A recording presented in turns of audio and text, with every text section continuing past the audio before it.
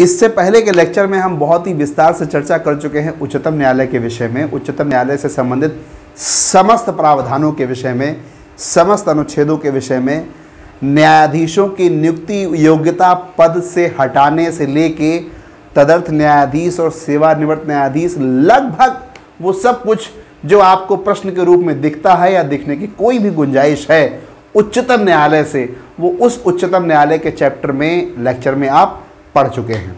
अगर कुछ नहीं पढ़ा है वहाँ तो वो था सर्वोच्च न्यायालय, सुप्रीम कोर्ट, उच्चतम न्यायालय की शक्तियाँ।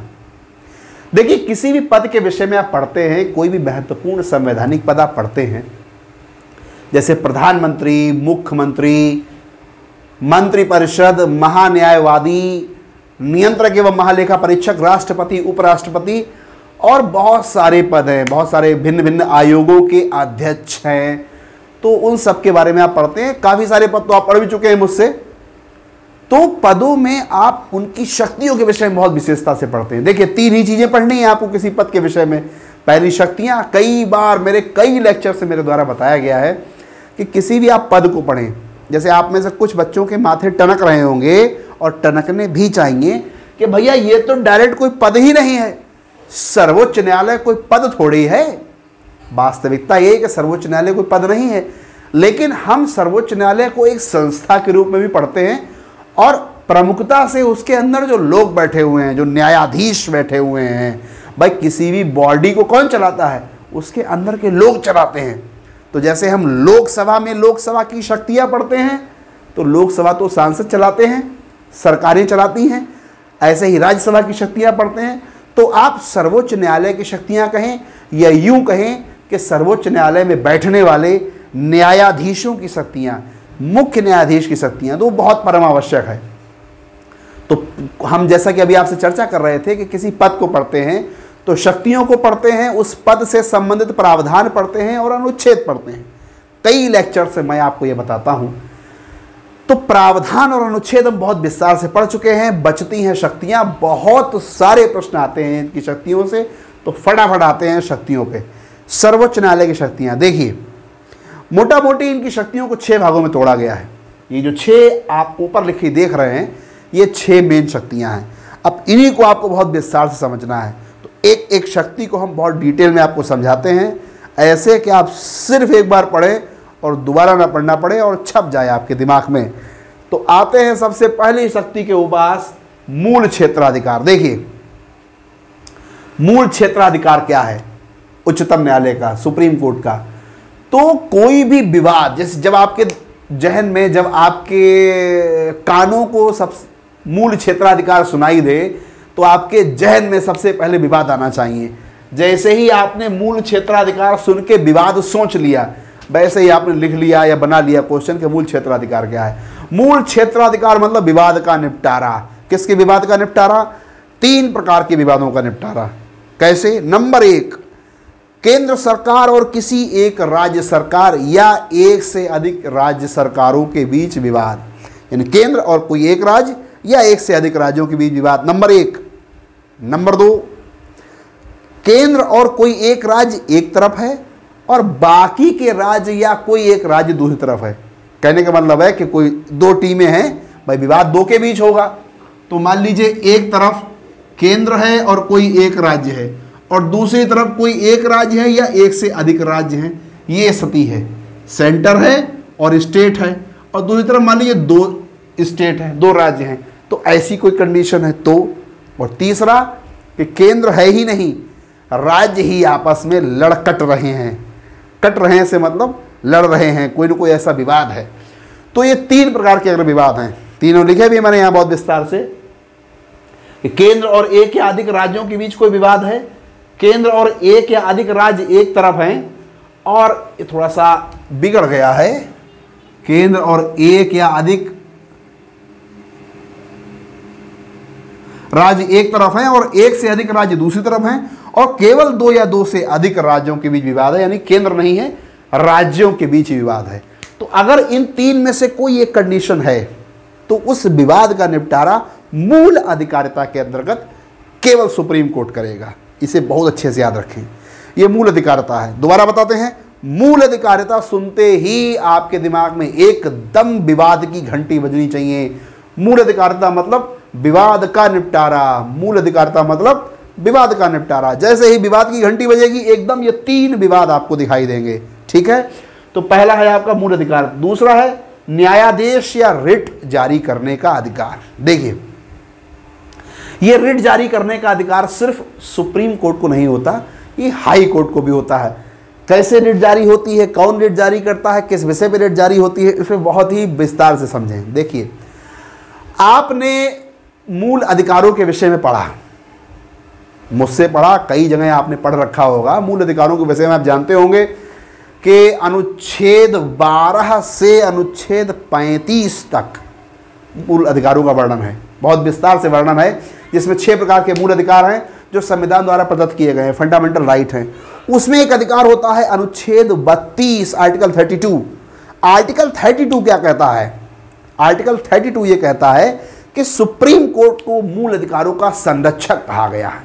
संविधान का भी संरक्षक है और मूल अधिकारों का संरक्षक है सुप्रीम कोर्ट। अगर किसी व्यक्ति के किसी मूल अधिकार का हनन हो रहा है तो उस स्थिति में वो व्यक्ति सुप्रीम कोर्ट जा सकता है, और सुप्रीम कोर्ट अनुच्छेद 32 के तहत संबंधित अधिकारी के ऊपर जो उसका हनन कर रहा है, संबंधित संस्था के ऊपर जो उसका हनन कर रहा है, संबंधित इंस्टीट्यूट के ऊपर, किसी भी व्यक्ति के द्वारा, किसी भी संस्था के द्वारा जो संबंधित व्यक्ति के या व्यक्तियों के समूह के या किसी संस्था के संवैधानिक अधिकारों को, मूल अधिकारों का हनन कर रहे हैं, उनके ऊपर कुछ रिट जारी कर सकते हैं। तो ये वो 5 रिटें हैं: वंदी प्रत्यक्षीकरण, परमादेश, उत्प्रेषण, प्रतिषेध और अधिकार प्रच्छा। ये देखिए अनुच्छेद 2 हैं यहाँ पे। एक तो अनुच्छेद 32 आप यहाँ पढ़ते हैं कि एससी यानी कि सुप्रीम कोर्ट अनुच्छेद 32 के तहत मूल अधिकारों के संरक्षण के संबंध में 5 रिटें जारी करता है। ये 5 रिटें लिखी हुई हैं। और एक अनुच्छेद है 226, ये रिटें राज्य स्तर पर भी राज्य के हाई कोर्ट्स जारी करते हैं। तो वहां पे आर्टिकल 226 है, वो आप आगे पढ़ेंगे, रिटें यही है, लेकिन जब आप राज्य के सेक्शन में जाएंगे तो वहां पे पढ़ेंगे।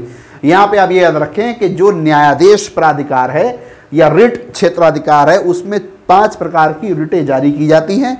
इन 5 प्रकार की रिटों के विषय में बहुत विस्तार से मैंने बताया है आपको अपने मूल अधिकार के लेक्चर में। तो आप चैनल की प्लेलिस्ट पे जाएं और एक आर्टिकल 32 करके एक पूरा सेपरेट चैप्टर बना हुआ है, एक पूरा सेपरेट लेक्चर सिर्फ इस आर्टिकल 32 पर बना हुआ है, अनुच्छेद 32 पे।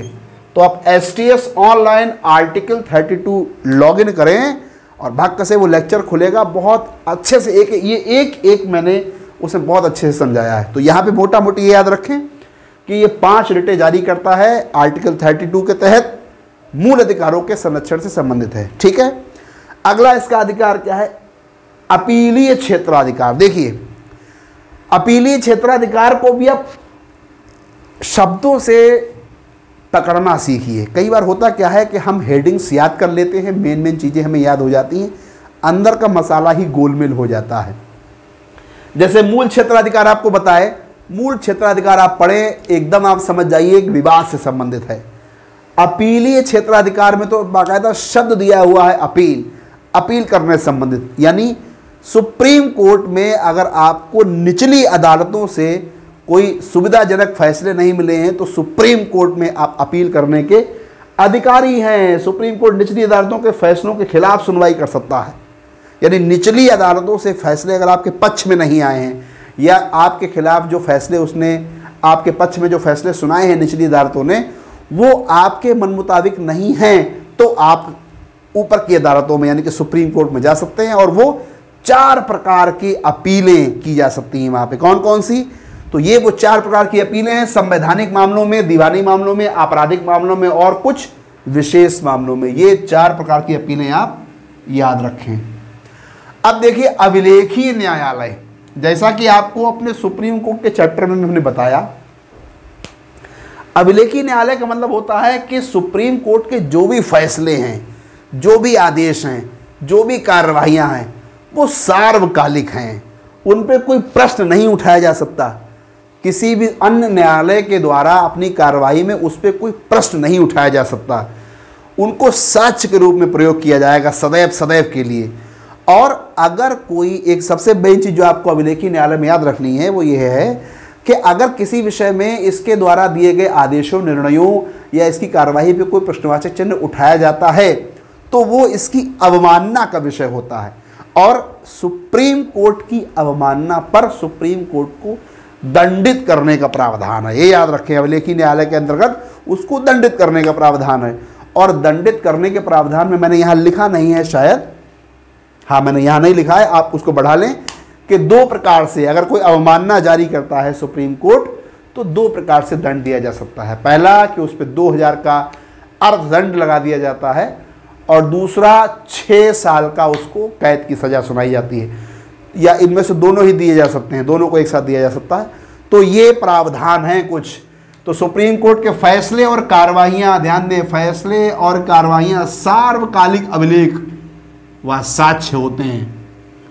सार्वकालिक अभिलेख व साक्ष्य होते हैं क्योंकि ये अभिलेखीय न्यायालय है। इन अभिलेखों पर किसी भी न्यायालय में, किसी भी अन्य अदालत में प्रश्न नहीं उठाया जा सकता। ये याद रखें, सुप्रीम कोर्ट के पास न्यायालय की अवमानना पर दंडित करने का अधिकार है। ये याद रखें, यानी कोई अगर न्यायालय की अवमानना करता है, उसके फैसलों को नहीं मानता तो उसको दंडित करने का अधिकार है। ठीक है, अगला है न्यायिक समीक्षा की शक्ति। देखिए, सुप्रीम कोर्ट जो है उसके पास एक विशेष शक्ति होती है न्यायिक समीक्षा की। कैसी न्यायिक समीक्षा की?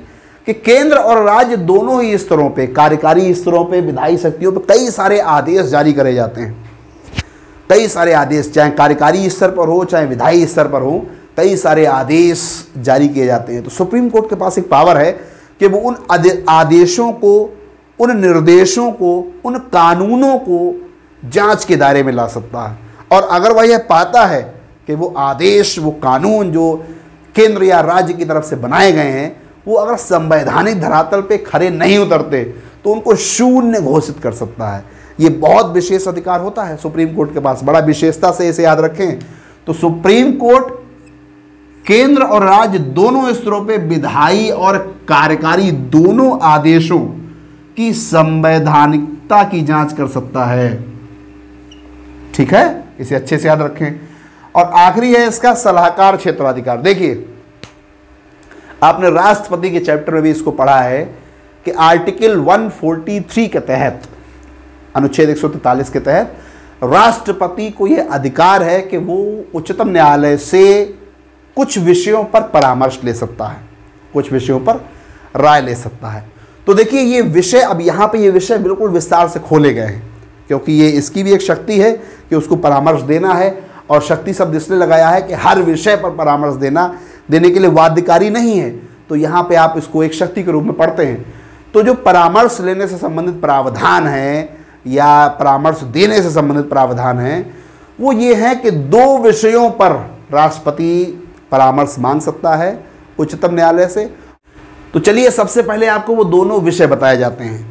पहला है कि सार्वजनिक महत्व के विषय पर कोई प्रश्न उठने पर, तो कोई सार्वजनिक महत्व का विषय है, सार्वजनिक महत्व का कोई विषय है, उस पर प्रश्न उठने पर, विधिक प्रश्न उठने पर, पहला तो ये है। और दूसरा है कि किसी पूर्व संवैधानिक संधि, यानी पहले से कोई संवैधानिक संधि हुई है, कोई संवैधानिक संधि हुई है या समझौता हुआ है, उस प्रकार के मामलों में विवाद उत्पन्न होने पे। ये 2 मसले हैं, ये 2 विषय हैं जिन पे राष्ट्रपति राय मांग सकता है, राष्ट्रपति एडवाइस ले सकता है। अब इसमें एक चीज़ बहुत ध्यान देने वाली है। पहले तो आप आर्टिकल याद रखें, आर्टिकल मैंने आपको बताया कि आर्टिकल है 143। अब इसमें एक चीज़ बहुत ही विशेषता से याद रखें, क्या? ये जो पहला वाला है, ए, सार्वजनिक महत्व के किसी विषय पर विधिक राय लेने से संबंधित, वहाँ पर उच्चतम न्यायालय मुक्त है, फ्री है कि वो परामर्श दे या ना दे। ध्यान दें, फिर से बोल रहा हूँ, ये जो पहला है कि सार्वजनिक महत्व के किसी मसले पर विधिक प्रश्न उठने पे, यानी कानूनी प्रश्न अगर किसी सार्वजनिक मुद्दे पे उठ जाता है और राष्ट्रपति परामर्श मांगता है अनुच्छेद 143 के तहत, तो उस बिंदु पर सुप्रीम कोर्ट के पास ये पावर है कि वो अपनी राय दे या ना दे। वाद्य नहीं कर सकता राष्ट्रपति अनुच्छेद 143 के तहत कि उसको राय देनी ही है। किसको? सुप्रीम कोर्ट को। राष्ट्रपति प्रश्न पूछेगा, लेकिन वो राय दे या ना दे ये उसकी इच्छा का विषय है, बाध्यकारी नहीं है। लेकिन ये दूसरा बिंदु लिखा हुआ है कि किसी पूर्व संवैधानिक संधि, समझौते आदि के मामलों में विवाद उत्पन्न होने पर, तो इस स्थिति में भैया और बहनों सुप्रीम कोर्ट बाध्यकारी है, उसको राय देनी ही है। तो ये 6 आपने शक्तियां पढ़ी हैं: मूल क्षेत्राधिकार, अपीलीय क्षेत्राधिकार, रिट क्षेत्राधिकार, अभिलेखीय न्यायालय, सलाहकार क्षेत्र और न्यायिक विषय से संबंधित, न्यायिक समीक्षा की शक्ति से संबंधित। तो इन 6 शक्तियों के बारे में विस्तार से पढ़ें, ये बहुत पूछी जाती हैं। आज आप ये कह सकते हैं, जो प्रारंभ से चैप्टर सारे देख रहे हैं, यदि नहीं देखे हैं तो जाके थारोली देखें, लेकिन जो देख रहे हैं प्रारंभ से सारे चैप्टर्स पे कंटिन्यू लगे हुए हैं चैनल के साथ, वो ये कह सकते हैं कि आज केंद्र से संबंधित चैप्टर्स खत्म हो गए हैं, अर्थात भाग 5 यहाँ पे फिनिश हो गया है। अब हम भाग 6 की ओर बढ़ेंगे। राज्य से संबंधित जितने भी मुद्दे आएंगे, जैसे अभी हमने राष्ट्रपति, उपराष्ट्रपति, प्रधानमंत्री, मंत्रिपरिषद, महान्यायवादी, नियंत्रक एवं महालेखा परीक्षक, और आपने अभी सर्वोच्च न्यायालय पहले पढ़ा है, आज उसकी शक्तियाँ पढ़ी हैं। तो ये सारे टॉपिक्स अभी चल रहे थे, लोकसभा, राज्यसभा, सदन की सारी कार्रवाइयाँ बहुत विस्तार से। आप चैनल पर जाएं और चैनल की प्लेलिस्ट पे जाके आप इन सारे लेक्चर्स को कॉन्टिन्यूअस मोड में देखें और पढ़ें। अब हम आगे राज्य के विषय पर आएंगे। राज्य का जो भाग 6 है उसमें जैसे मुख्यमंत्री, राज्यपाल, मुख्यमंत्री और आपका विधानमंडल, जिसमें आप विधानसभा, विधान परिषद, मंत्रिपरिषद, ये सब कुछ बहुत विस्तार से पढ़ेंगे। जैसा आप पढ़ते हैं केंद्र में, बिल्कुल वैसा ही पढ़ेंगे राज्य में। तो लगभग 13-14 लेक्चर्स अभी और आपके आएंगे, और आप ये कह सकते हैं कि बहुत ही जल्दी संविधान के टॉपिक्स आपके खत्म हो जाएंगे। भारतीय राज्य व्यवस्था और शासन जो बहुत ही अच्छा सब्जेक्ट है आयोग की दृष्टि से, आयोग की परीक्षाओं की दृष्टि से, वनडे एग्जाम्स में बहुत पूछा जाता है। ये आपका पूरी तरह से मुश्किल से 8 से 10 दिनों में ख़त्म हो जाएगा। फिर हम आगे इतिहास में कूदेंगे, आधुनिक इतिहास और प्राचीन इतिहास को एक साथ चलाएंगे। खैर वो तो आगे चर्चाएं होंगी। फिलहाल आप इसको अच्छे से रिवाइज करिए, 1 से 2 रिवीजन मारिए, नोट्स बहुत अच्छे से मेंटेन करिए। देखिए ये इतना खूबसूरती से लिख देने का कारण अपनी राइटिंग का उजागर करना नहीं है, वो मुझे आपको दिखा के कुछ नहीं मिलने वाला है। ये इतना विधि विधान से लिखने का मकसद सिर्फ ये है कि आपके नोट्स मेकिंग अच्छी हो, क्योंकि पढ़ा आपने एक बार है, लेक्चर आपने एक बार 20-25 मिनट का देख लिया है, दोबारा तो ये लेक्चर देखेंगे नहीं। या कहीं पे अगर त्रुटि होगी, आपके मस्तिष्क में कोई असमंजस की स्थिति होगी, तो मैं कह रहा हूँ एक बार और देख लेंगे, या बीच बीच में कुछ कभी देखते रहेंगे। लेकिन मूलतः आदमी एक बार एक लेक्चर देखता है, नोट्स इसीलिए बनाता है कि उसे बार बार रिकॉल कर सके। और अगर पढ़ाते वक्त ही आपको अच्छा मटेरियल डिलीवर नहीं किया गया है तो नोट्स भी आपके अच्छे नहीं बनेंगे। तो ये मकसद है मेरा इतना डिटेल में लिख देने का कि आप नोट्स को बहुत डिटेल्स में बनाएं और फिर रिवीजन करें। चलिए बहुत जल्दी आगे आपसे मुलाकात होती है एक नए लेक्चर के साथ। तब तक स्टडीज़ ऐसे ही कंटिन्यू रखिए। धन्यवाद।